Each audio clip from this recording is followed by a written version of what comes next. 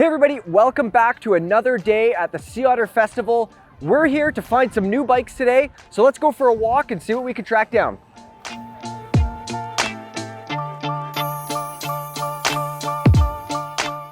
All right, everybody, our first stop is in the Polygon booth, and it's to look at a prototype. Now, this is Brady Stone's Enduro race bike, and he's a member of the Polygon factory race team.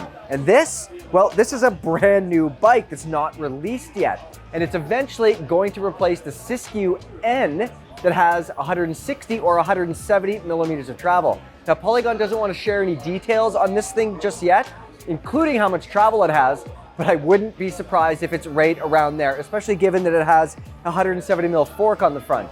Now, what's different? The rear suspension. The previous bike used a 4-bar layout. This, 6-bar. If we look down at the bottom bracket, there are 2 new links there that attach the chainstay to the front triangle, and that lets Polygon have much better control of the wheel path. It lets them separate the wheel path from the leverage ratio that's controlled by this linkage up here. So this is the first look at this prototype enduro race bike. We don't know when it's going to come out, we don't know how much it's going to cost, and we don't know the name of it yet, but it definitely looks interesting.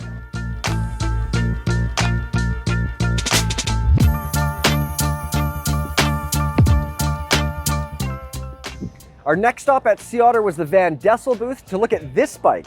This is the Line Finder, and this is a 120 millimeter travel trail bike, or maybe a downcountry bike if you wanted to call it that, with a 130 millimeter fork up front, and it's all based on a carbon fiber frame. It's a carbon fiber front triangle and rear end as well.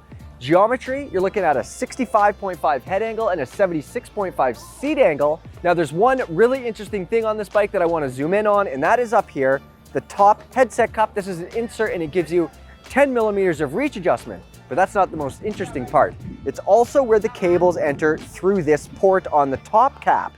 Now this is a big entry port up here, and there's no tube-in-tube routing, so it should be pretty easy to feed those lines through. Now this bike, as you see it here with Fox suspension and an XT drivetrain, that retails for $6,000 American.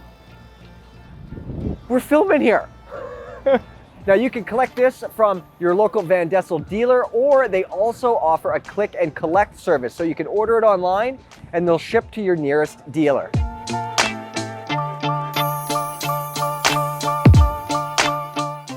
All right, now we find ourselves in the Revel booth, and you guys have probably heard of the Rail 27.5. Well, this is the Rail 29, and guess what? It's on 29-inch wheels. It is a completely different frame front to back. New front triangle, new rear triangle as well. It's still using the CBF suspension, that's Canfield Balance Formula suspension, to deliver 155 millimeters of travel on this bike versus the 165 on the 27.5-inch rail. Since we're talking about suspension, another change, this shock yoke here, it's much smaller, and that lets them run any shock they want. You want air, you can run air. You want coil, put a coil on, you're good to go. Now there's a lot of different bikes in this travel bracket. Now Revel says it's something like this. This is actually not a full-on enduro bike or anything like that, but something meant for a person who likes to do a whole lot of up and down, but wants a whole bunch of travel as well. So if you need something with more suspension, but you like to do big long rides, well, this pedals well, it's not too slack, and it's designed to be like an all-around 29er with 155 millimeters of rear wheel travel. All right, we've looked at carbon bikes, we've looked at aluminum bikes, and now we're looking at steel bikes. This is Reeb's SST, and that stands for Steel Short Travel. How much travel? 120 millimeters in the rear and up to 150 millimeters up front. And if you're running 150 mils, that gives you a 65-degree head angle. Now there's a whole bunch of interesting stuff to talk about here. Now this is a steel frame, it's handmade in Colorado. It's both the front and the rear triangles. Linkage is machined in-house. It uses a flex pivot chainstay that helps to save weight, and that's not the only thing that they're doing to save some weight here. The clevis pivots here, the dropouts, and the chainstay yoke are all 3D printed steel. Why do they do that? Because it lets them make it hollow inside. Hollow is lighter, so that helps save more weight. Now, even though this is a steel bike, now it does have a fairly fancy build kit on it, but it still only weighs 28 pounds as pictured.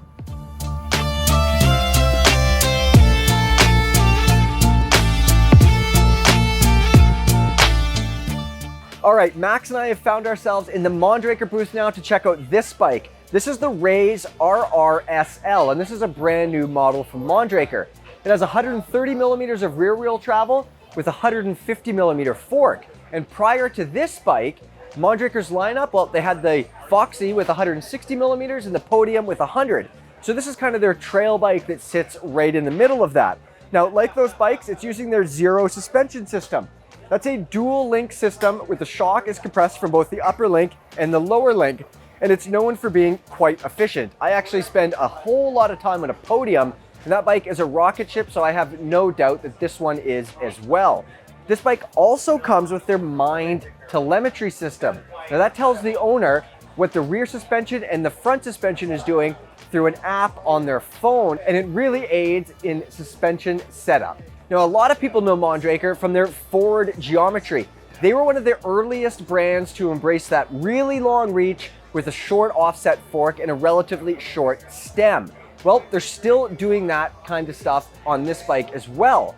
Up front, you're looking at a 65.5 degree head angle, and you're getting a 66.5 degree seat angle. If you want to pick yourself up a Rays, there are 3 different models to choose from. This one being the fancy pants version that retails for $11,999.